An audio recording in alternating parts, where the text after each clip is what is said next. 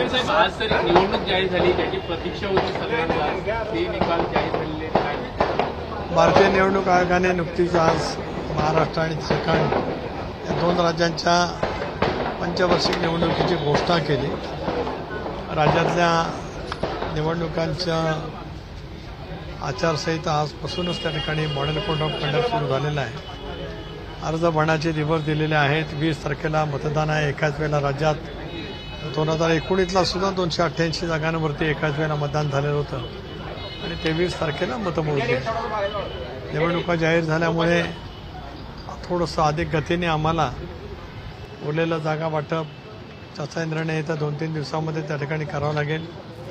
आज आमची संयुक्त पत्रकार परिषद होती, ती कदाचित आमची उद्याही त्या ठिकाणी होईल आणि पुढच्या 4-5 दिवसामध्ये जागा वाटप पूर्ण करून आपापले उमेदवार जाहीर कसे करता येतील याचं सुद्धा नियोजन आज उद्या बसून आम्ही त्या ठिकाणी निश्चितपणे करणार आहोत. हे करत असतानाच महायुती म्हणून 288 जागाला सामोरं जाणं, मतदारसंघ निहाय, बूथ निहाय 3 प्रमुख महायुतीतले पक्ष अधिक आमचे अन्य घटक पक्ष या सर्वांची ताकद एकत्रितपणाने कशी तयार करता येऊ शकेल या दृष्टिकोनातून सुद्धा आम्ही विधानसभा मतदारसंघाने निरीक्षक नेमलेला आहे. आता या सर्वच कामाला महायुतीच्या माध्यमातून निवडणूक लढण्याच्या दृष्टिकोनातून आम्ही आता तयार त्या ठिकाणी झालेलो आहोत. सर, याला जोडून असं आहे की एकंदरीत अनेक वेळा टीका होत होत्या की निवडणुका घेतल्या जात नाही, मुद्दाम अडथळा आणला जातोय. हे सत्य शेवटी निवडणुका लागल्या, त्यामुळे आता विरोधकांना तुम्ही काय बोलतो? विरोधकांना केवळ टीकाटिप्पणी करायची आहे, लोकांच्या मनामध्ये संभ्रमाची भावना निर्माण करायची आहे. जसं खोटं नॅरेटिव्ह सेट करण्यामध्ये आलं तर संविधानाच्या बाबतीमध्ये तसंच एक खोटं नॅरेटिव्ह सेट करण्याचा प्रयत्न केला गेला की महाराष्ट्रामध्ये निवडणुका होणार नाहीत. परंतु संविधानाने हे सारा देश बांधला गेलेला आहे, जोडला गेलेला आहे आणि त्याच्यामुळे आजही निवडणूक आयोगाने स्पष्ट केलं की 26 नोव्हेंबरच्या आत नवीन राज्यातलं सरकार त्या ठिकाणी अस्तित्वात येणं कायद्याद्वारे बंधनकारक त्या ठिकाणी. त्यामुळे संविधानाच्या आधारितच आम्ही सर्वजण त्या ठिकाणी काम करत असतो. परंतु आवई उठवणं, खोटं नॅरेटिव्ह सेट करणं हा विरोधकांचा एकमेव एककलमी कार्यक्रम असल्यामुळे अशाच पैच्या पावंड्या उठवण्याचा प्रयत्न झाला. एका टप्प्यामध्ये मतदान होतंय. दुसरी गोष्ट की बरोबर बुधवार असा ठेवलेला आहे. लोकांनी सुट्ट्या सलग लावून कुठे बाहेर जाऊ नये, म्हणजे मतदान वाढवण्याच्या दृष्टिकोनात हा एक प्लॅन केला दिसतोय. या सगळ्या घडामोडीमध्ये प्रचारासाठी कालावधी फार मात्र कमी मिळणार आहे, कारण की अंतिम मुदत अर्ज माघार घेणं शेवटची मुदत आणि त्यानंतरनं मतदान हे अवघे फक्त 16 दिवस मिळताना दिसत आहे. नाही, पण नेहमी तेवढा दिवसाचा कालावधी असतो. आता मी जवळपास 8 ते 9 निवडणुका लढवलेल्या आहेत. त्यामुळे अर्ज मागे घेण्याच्या दिवसापासून मतदानाचा दिवस यामधला कालावधी हा एवढाच राहिलेला आहे. त्यामुळे प्रचाराला कमी कालावधी मिळतो अशातला काय भाग नाही. उलट आजपासूनच प्रचाराची सुरुवात आपापल्या पद्धतीने करता येऊ शकते. राज्यामध्ये दोन्ही विरोधक असतील, सत्तारूढ पक्ष असतील, आज आघाडीमध्ये आहेत. 3 प्रमुख राजकीय पक्ष आहेत. त्याच्यामुळे थोडासा वेळ उशीर होईल, पण मिळालेला वेळ हा पुरेसा नक्कीच त्या ठिकाणी आहे. आणि 288 जागांवरती काय पहिल्यांदाच निवडणूक होती अशातला काय भाग नाही. एका वेळेला 2019च्या निवडणुका सुद्धा त्या दिवशी झाल्या. आता तारखा वगैरे हे शेवटी निवडणूक आयोग त्या सगळ्या विशेष करून मधल्या कालावधीमध्ये भारतीय निवडणूक आयोग मुख्य आयुक्त आणि दोन्ही आयुक्त मुंबईला आले होते. सर्व राजकीय पक्षांची त्यांनी बैठक बोलवली होती. त्या सर्व राजकीय पक्षांच्या बैठकीमध्ये किंवा प्रत्येक राजकीय पक्षाने हेच मांडलेलं होतं की दिवाळीसारखा मोठा 4 दिवसांचा सण आहे. अगोदर तर दसरा होताच, परंतु दिवाळीसारखा सण आहे, त्याच्यामुळे त्याच्यानंतरच्या तारखा असाव्यात अशापैकी मागणी सर्वच राजकीय पक्षांनी केली होती. मला असं वाटतं या साऱ्या गोष्टी लक्षामध्ये ठेवत निवडणूक आयोगाने अत्यंत योग्य निर्णय त्या ठिकाणी घेतले. सर, तुमची पहिली यादी कधी येणार आहे? कारण महायुती जी आहे, महायुतीची पहिली यादी कधी? हरियाणामध्ये विजय झाला म्हणून आज महाराष्ट्राची निवडणूक होती अशी प्रतिक्रिया विजय वडेट्टीवार.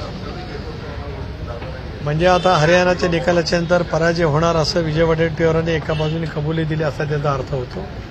मला कळत नाही का संविधान पदावरती असलेल्या विजय वडेट्टीवारांनी या निकालाच्या नंतर ही निवडणूक उद्या कसाही निकाल लागला असेल तर निवडणूक कायद्याने घेणं बंधनकारक आहे. हे तर वडेट्टीवारांना ज्ञात नक्कीच आहे त्या ठिकाणी. त्यामुळे हरियाणाचे निकाल असे लागले असते, तसे लागले असते, कसे लागले असते तर निवडणुका घ्याव्यात लागल्या असत्या.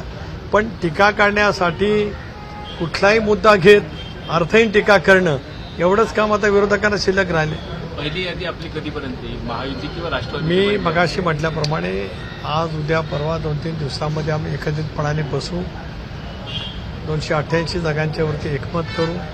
त्याच वेळेला आम्ही एक टाइम टेबल नक्की करू की आम्ही तिन्ही मिळून कशा कशा पद्धतीने आणि आमचे घटक पक्ष किंवा कशा पद्धतीने उमेदवारी जाहीर करायचं त्याचा निर्णय आम्ही सामुदायिकरित्या त्या ठिकाणी घेणार. पिपाणी हे चिन्ह अजून देखील फ्रीज झालेलं नाही. शरदचंद्र पवार गटाची मागणी होती की पिपाणी चिन्ह जे आहे ते फ्रीज झालं पाहिजे, कारण की गेल्या लोकसभेच्या निवडणुकीमध्ये पिपाणी या चिन्हाचा मोठ्या प्रमाणात फटका जो आहे तो त्यांच्या पक्षाला बसलेला होता. निवडणूक आयोगाने अजून देखील त्यावरती निर्णय नाही घेतला. या बाबतीमध्ये मला काही बोलायचं नाही, कारण शेवटी निवडणूक आयोग स्वायत्त आहे, त्याच्याबद्दलचा तो निर्णय त्या ठिकाणी योग्य तो असेल तो निवडणूक आयोग त्या ठिकाणी घेईल. तर आज मोठ्या प्रमाणामध्ये महायुतीकडे अनेकांचा ओढा आहे निवडणुकीसाठी उभं राहण्यासाठी. महाविकास आघाडीकडे सुद्धा एक चिन्ह दिसतंय. बंडखोरी ही सगळ्यात जास्त डोकेदुखी करत राहील. एक असं आहे की यावेळेला आपण पाहिलं किंवा 95 पासून आपण जर काय बघत आलो तर 95ला राज्यामध्ये सर्वाधिक अपक्ष निवडून आले ते 45. त्यावेळेला मी 95ला पहिल्यांदा विधानसभेवरती निर्वाचित झालो होतो त्यावेळेला.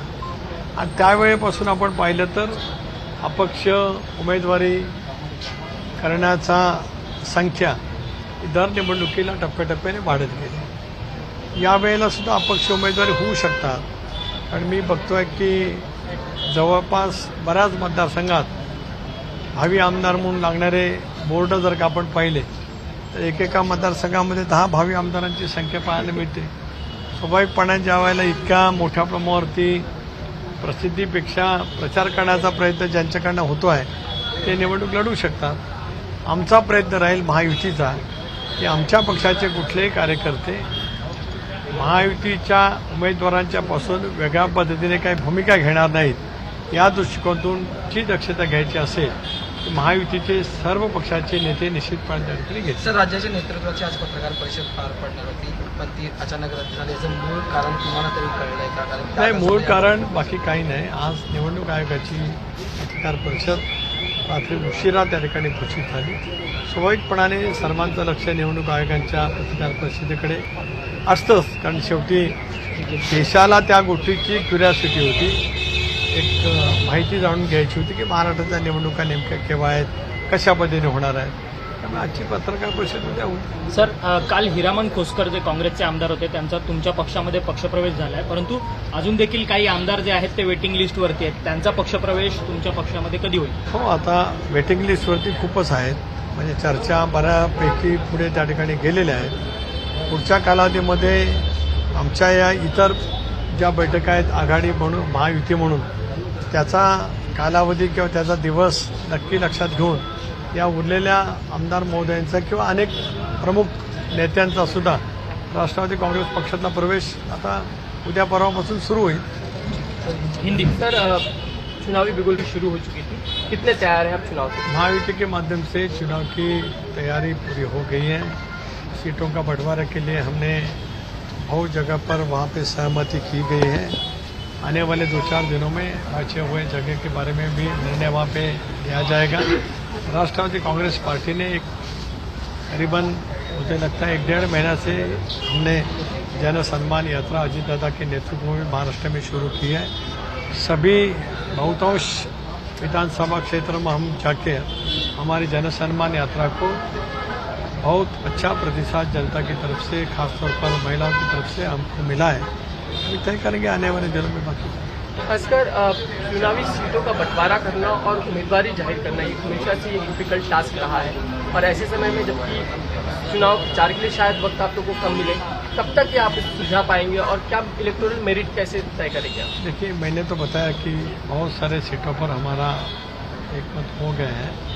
बचे हुए सीटों के बंटवारे के लिए हम आज परसों 2-3 दिन के अंदर हम वहाँ पे बैठेंगे, और जब हम एक साथ बैठेंगे तब बंटवारा और कैंडिडेट की घोषणा कब करने की इसके बारे में सहमति हम बैठ के करेंगे.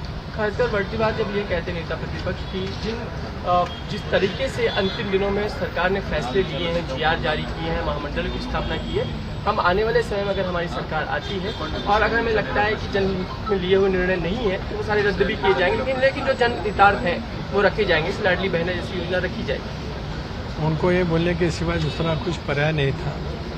राज्य सरकार ने जो कुछ निर्णय लिए हैं जनता के हित के लिए लिए हैं और मुझे पूरी तरह से भारी विश्वास है कि इस चुनाव में महाराष्ट्र की जनता महायुति को अच्छी तरह से के वहाँ पे बहुमत दे देंगे और हमारा सरकारी वहाँ पे रूढ़ हो जाएगा। सरकार ने टोल माफ कर दिया, लेकिन नेता प्रतिपक्ष उसमें टोल में झूल नजर आता है और 400 करोड़ के भ्रष्टाचार का आरोप लगाते हैं। तो आरोप करना तो उनका काम ही है, वो तो करेंगे। जिस तरह से सरकार ने काम किया है जनता के लिए, कई अच्छी घोषणाएं वहाँ पे की है, इम्प्लीमेंटेशन की भारी तरफ से किया है, मुझे लगता है कि हम अच्छी तरह से इस चुनाव में विजय हासिल करेंगे। धन्यवाद। मौजूदा स्थिति को देखते हुए कितनी सीट का आप कह सकते हैं दावा नहीं, मैंने बताया कि कितनी सीट जीत सकते हैं आप? जैसे 180 का दावा महाविकास आघाड़ी करते हैं। महाविकास आघाड़ी कुछ भी दावा करे, महायुति की तरफ से हम अच्छी बहुमत से फिर राजकीय सत्ता पर आ जाएंगे। धन्यवाद। ABP माझा, उघडा डोळे बघा नीट।